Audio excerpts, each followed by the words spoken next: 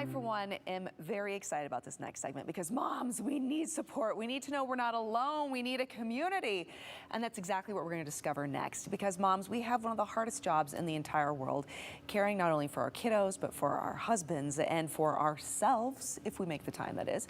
So we have a resource for you that's going to inspire you in motherhood and beyond. We have the fantastic Shannon McGuire. She's the founder of Supreme Moms. She also wrote a book that you need to read as well. So I give a very warm welcome to Shannon. We're so excited to have you here on this couch. Thank you. Talking today. Let's talk about Supreme Moms, though. So what is your mission with this? Yes, it's kind of big, but super simple. Okay. I want to help 8 billion people feel good about being themselves over the next century. Okay. That's it, moms. Okay. We set high goals.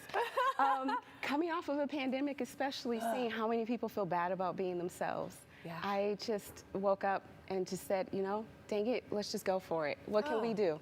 So that was born from my heart. Oh my gosh, I love it. Seriously, I got goosebumps. It's so true. I mean, I think during the pandemic, most of us had our head down, right? And we were just trying to get through it. And now we're to this point to where we can stop and look around and go, all right, I can take a breath. But then we're now realizing the scars that we have from keeping our head down, right? And now's the opportunity to finally open our arms and embrace and breathe and move forward. But that's easier said than done. And especially when we come from a period where we felt so isolated for so long. So shackled. Yes, so shackled. And now we feel like we can actually connect. Let's talk about the roles that moms have, though, in this. Oh my goodness, when I hear you say head down, our hearts were closed as well. It was interesting. Yeah. We could be there for the people we love, but for me and the moms that I know I talked to, there was such an armor we had to place up to get through, and the me time fell to the background. So there's the whole self-care. I feel like it's become commercialized. It's about pedicures and massages. I'm gonna get my hair done, but why don't I feel better? Yes. So we like to say at Supreme Moms, me time, that mental and emotional time, the two things we avoid so much. And so we've become tangled in these identities and taking care of folks. Our role as the emotional tether, our role as the provider of recharge, our role as the source of truth, the food maker, the laughter, all of it. The organizer, the planner, the everything. Everything. Yes. And watching that, being on the front lines and watching that in the pandemic, it was like, oh my gosh. Yeah. Oh my gosh. What can I do? Yes. What can I do? Okay. Because I can't stay there long. So what are you doing? You wrote this book. Yes. Let's talk about your book. Ooh, yes. I wrote a memoir, and I say that with like a little bit of hairball in the throat because I didn't intend to. So I wrote a book about being tangled. I wrote a book about a time in my life where I had a midlife, I thought, quarter life crisis, moving to Idaho 15 years ago. And I went through this phase where I was blaming my family, my husband, and everyone else was the problem, until I stopped and took that me time and realized, oh my gosh, it's perspective. It's me. I'm tangled. And by tangled, I use that as a kind title for my kids to say, it's what happens when you're lost in your identity and you don't know where you start, where you end, people pleasing, all of the things. Yes. And so I went on a journey, what I call the conqueror's journey, to reclaim myself and my story. And so fast forward to 2020, and I see all of this happening. I'm going, this is what I need to write about. The first manuscript is really crap. They are right. Oh my gosh, Melissa. Embarrassing. You got to begin somewhere, though. Oh, not with the, anyway, can't say that on TV.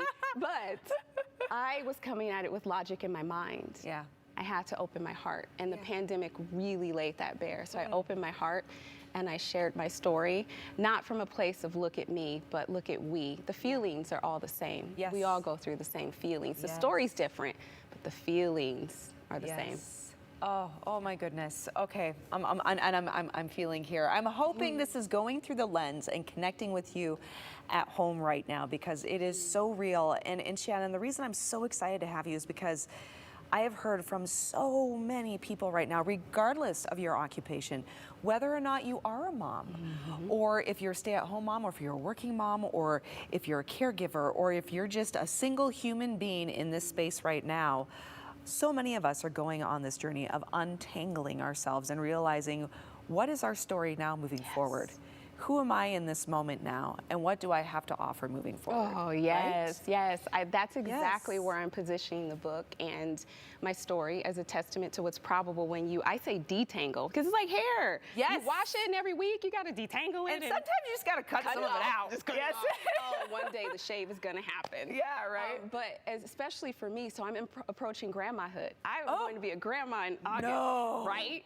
Right. I hope when I'm approaching grandmahood, I look like you, because you look absolutely amazing. Thank and you. congratulations, though, because that's you. an awesome milestone in your It life. is incredible, and I could feel this metamorphosis happening and this detangling and just thinking through, who am I now? Yeah. Who am I now? So coming out of the pandemic, and it's not just that, it's the phases in our lives where we take on new jobs, where we take on new roles, where we don't know where we were and where we are, but we know maybe where we want to be. Yeah. That's the power of the detangling. And it really starts with the heart and recognition of how we feel, acknowledging how we feel, not saying that that's how we have to be, but once we acknowledge how we feel, we tame it. Yes. And then we can move through. Yes. Oh. I want to share something with you, and perhaps you speak to this in your book too. Something that was really profound for me recently too is when it comes, I think so often we try to bury our feelings, right? Because they're uncomfortable. And there's so much we have to take care of in our life that if we get caught up in our feelings, then we feel we can't get through our daily tasks, right? And then we fall behind. So then they get buried more and more and more.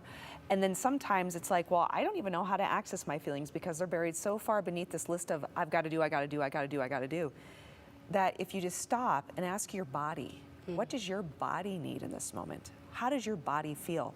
Because often our emotions are felt physically before we even recognize them mentally. Yes. Right? Yes. And that is such a great place to start.